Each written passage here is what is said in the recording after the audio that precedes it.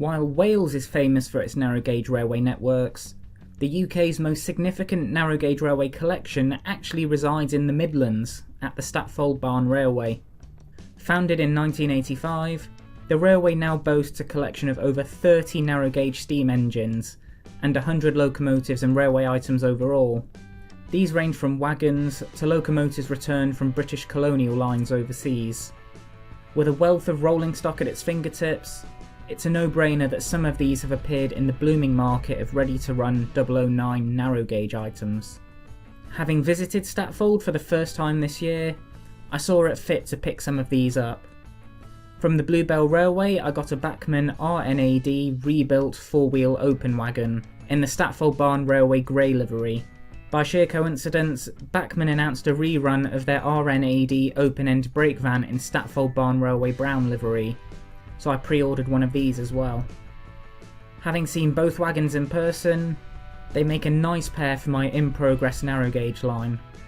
The open wagon cost me £29.95, which appears to be the full recommended retail price, but the brake van cost me less at £27.15 at Rails of Sheffield, 15% off the £31.95 recommended retail price.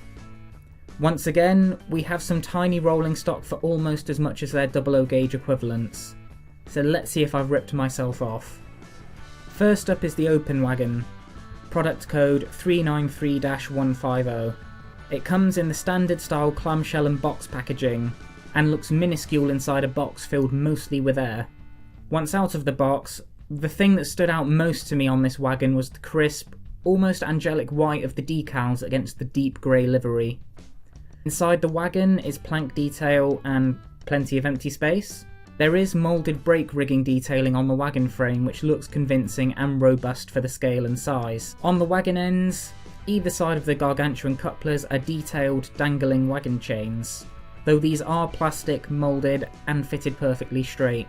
I'd have expected a detail such as chains to potentially be metal and separately fitted, but as with everything else on this model, they are moulded. That's not to knock the rest of the moulding. The planking and riveting detailing is marvellous and consistent throughout. Underneath there is some undercarriage detail this time, including rod work and flexible fittings for the coupling so they can pivot, which is a neat, handy feature I've not seen on narrow gauge models before now. The wheels sit in axle boxes, and from this angle you can see the fitted chains haven't moved and are oddly straight and static. On the scales, the wagon comes in at 8 grams, heavier than the slate trucks but definitely not as heavy as the long bogie or ambulance wagons I've looked at, so this is still nice and light for the small engines that will be pulling it.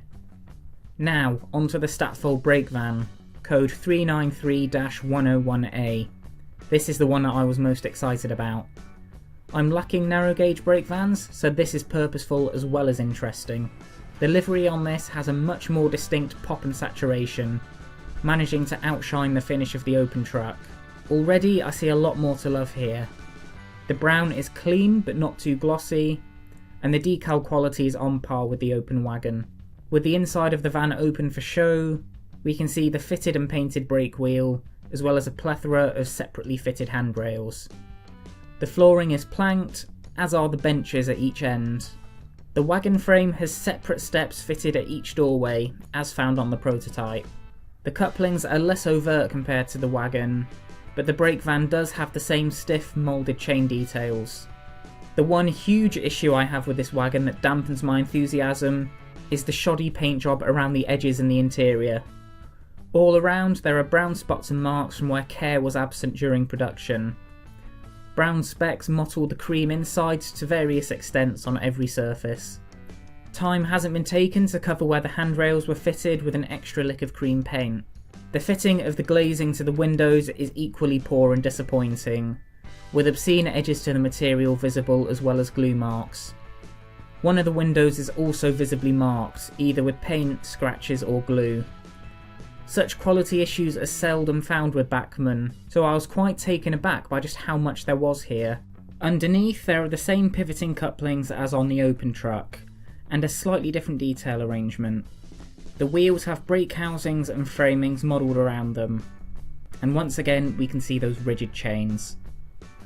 On the scales, the brake van comes in at 11 grams, slightly heavier than the open wagons.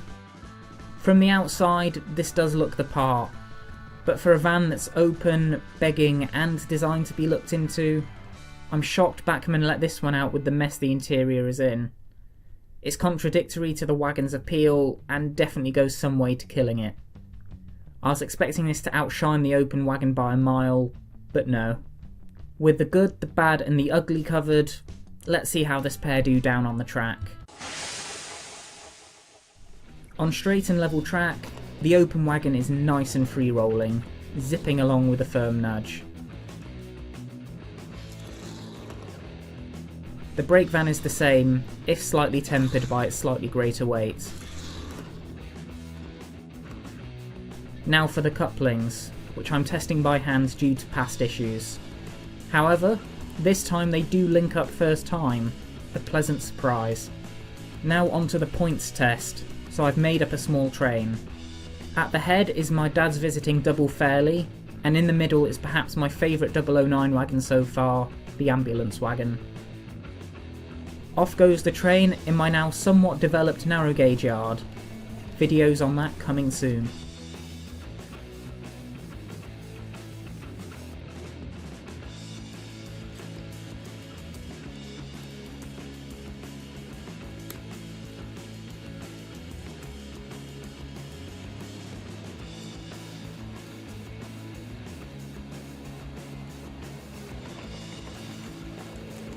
The train passes over the yard's middle set of points with no problems, and on the next go around passes through the station flawlessly.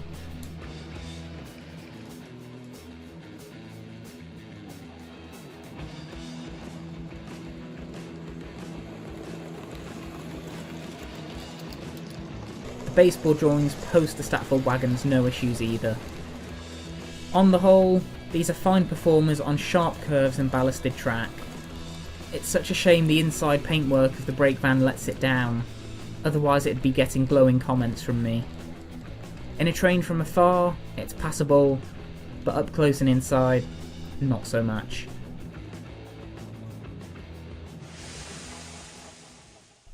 On to my final verdict, starting with the Statfold Open Wagon. Decoration. This is another simple job and it's superbly done. A nice neat application of the grey livery with crisp, spotless white decals overlaid. This was an easy win and it gets the point. Details and features. The wagon is well detailed with planking, rivets, lettering, brake rigging and underframe moulding. There's no loads to go with this wagon which is sold separately, so it can't be chalked up as missing like it was with the Class D long bogie wagon. I've no load in mind that I would fashion with this, so I'm happy with it to come without in this instance. The chains on the wagon ends are a nice touch, as are the pivoting coupling mounts. On the whole, not too much to complain about, so I'm happy with it as it stands. Quality. On the whole, this is great and as expected. It's mostly plastic, so is light for small 009 locos, but the moulding quality is top notch. The only minor adjustment I would make would be to have the chain details separately fitted and made of metal chain for a bit of premium realism. Despite that minor preference, this is still a good quality model. Performance. This was excellent all round. Free rolling, we had a first time coupling success and clean passes over points and baseboard joins. Another easy point. And finally, onto price. Once again, as good as this wagon is, it cost almost £30, but I struggle to understand why. What does this have that sets it apart from a £25 wagon or a £20 wagon? Plastic is cheap to produce, this has a shared tooling with a ton of other liveried open wagons, and the couplers and wheel sets are all mass produced. There's nothing overly special that sets this apart, except maybe the Bachmann name if you're that way inclined. The only silver lining is the money from my pocket for this went into the Bluebell Railway's pocket. Otherwise I would have looked for one of these on sale.